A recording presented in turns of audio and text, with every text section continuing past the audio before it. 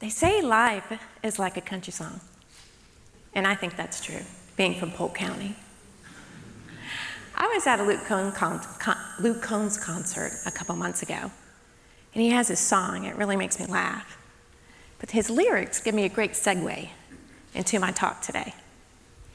It goes like this. Whoever said the grass is greener hasn't seen the other side. What doesn't kill you makes you stronger. Sure sounds like a lie. Whoever said that time heals everything and everything will be all right. Well, Luke, you got most of them, but you missed one. Whoever said, forgive and forget. Y'all ever heard that phrase? Yeah, how easy is that to do? So it's like somebody hurts you or says something that hurts you and you're just supposed to forget about it and move on. That's hogwash. So it's like I turn to you today and I say, hey, you're gonna go climb Mount Everest tomorrow. Good luck. Maybe you, sir, might be able to do it because you look pretty fit, but the rest of us, it's not really possible. It really isn't. So the thing is that we cannot really forgive if we must forget.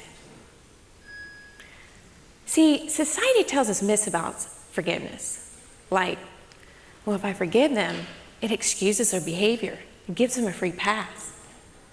Or, why should I ever forgive? They're never going to change. Or, let me just forget about it. Then I don't have to, then I can forget about it. Let me just avoid them. Then I can forget about it. See, we tell ourselves these things to avoid forgiving others that cause us pain. My forgiveness journey started when I was a little girl. I grew up in an abusive home where my dad abused myself, my 3 siblings, and my mom.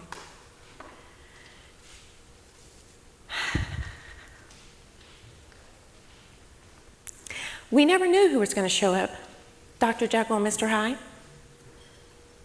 And you know, the abuse didn't end there when I left home.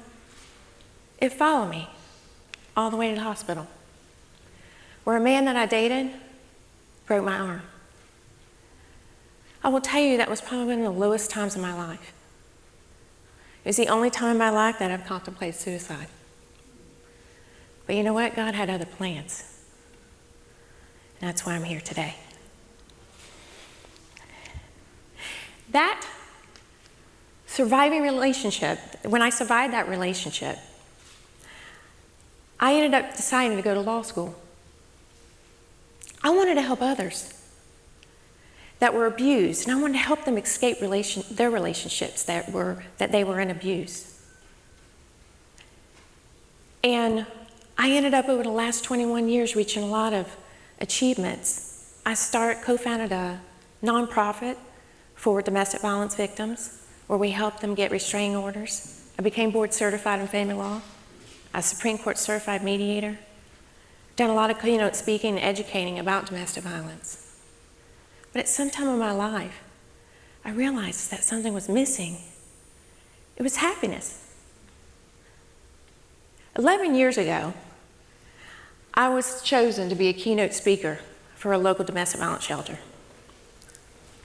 And that morning, as I was getting ready, after I'd written my speech 5 times, I was practicing. And I was going to out my dad on that stage.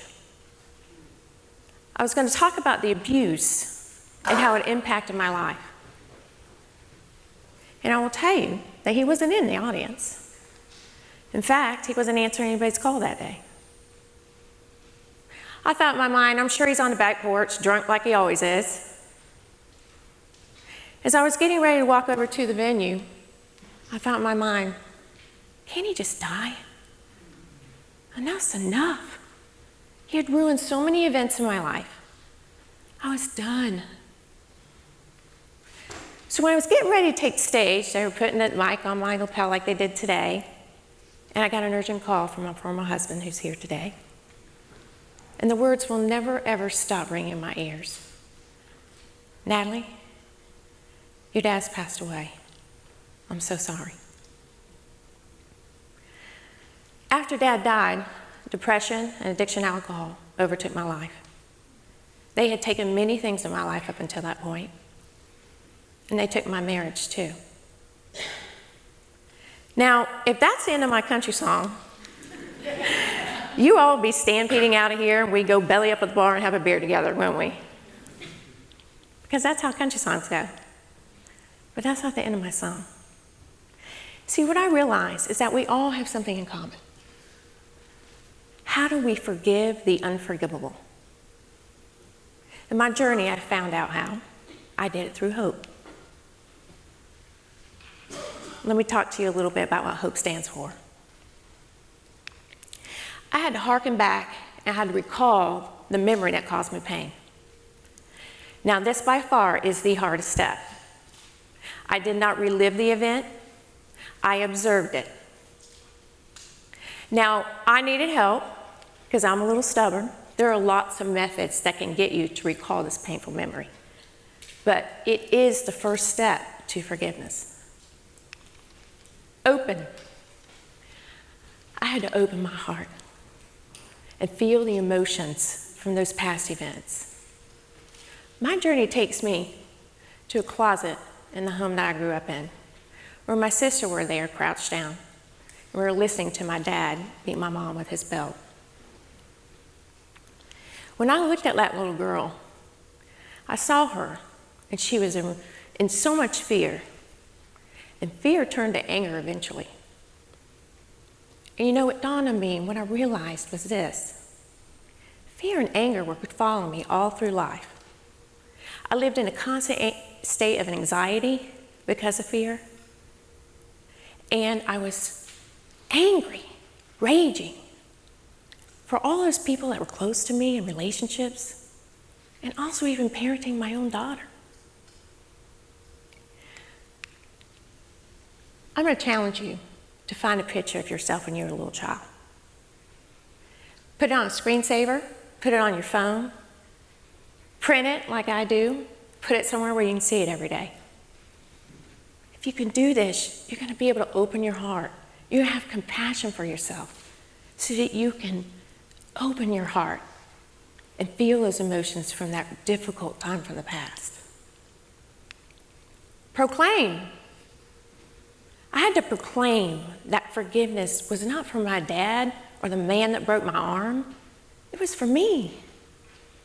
You see, forgiveness is not to have the person that hurt us see the error of their ways or make them apologize to us.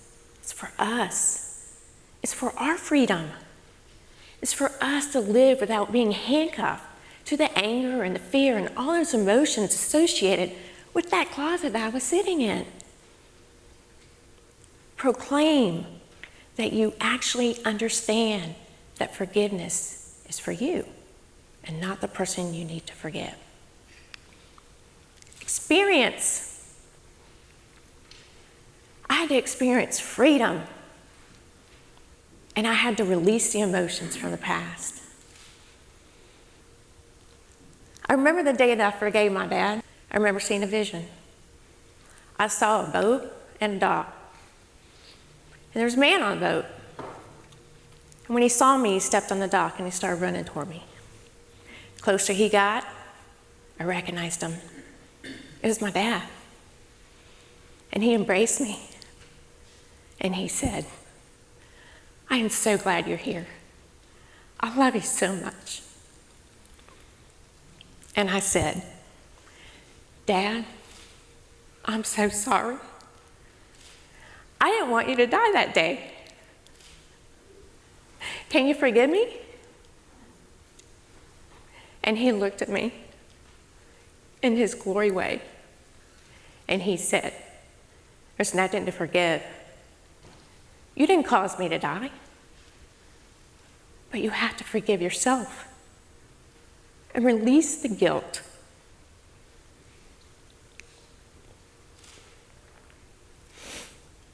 You see, a light bulb went off in my head. It's not forgive and forget. It's forgive and release. I love you, Daddy. I'm going to ask you here today, Create your own country song. Okay? You can forgive through hope.